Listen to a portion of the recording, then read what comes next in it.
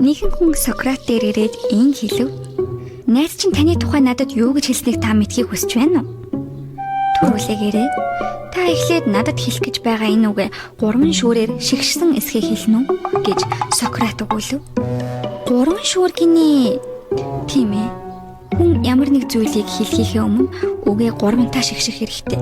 Эхнийх нь үнний шүүр. Тэр үг үнэн гэдэгт та итгэлтэй байна уу? Үгүй. Би зүгээр л энэ тухай сонссон юм. Тэгэхээр энэ нь та тэр үгийг үнэн эсхийг мэдэхгүй гэсэн үг. Одоо 2 дахь шүүрэн дундуур шигшээ. Энэ нь сайн сайхны шүүр.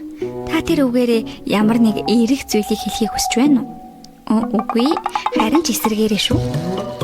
Тэгэхээр энэ нь та надад ямар нэг таагүй зүйлийг тэрч байтугай энэ нь үнэн эсэх нь баттай биш зүйлийг хэлэх гэж байгаа гэсэн үг болно.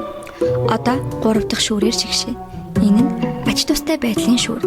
Таны надад хэлэх гэж байгаа зүйл надад үнэхээр хэрэгтэй, шаардлагатай зүйл мөн үү?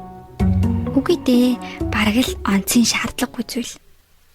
Тиймээс таны надад хэлэх гэж байгаа зүйлэнд үнэн байхгүй, эерэг зүйл байхгүй, ашиг тус байхгүй болж таарч байна. Тийм байхад түүнийг юуны тулд ярих ёстой гэж гисэн гэдгээ.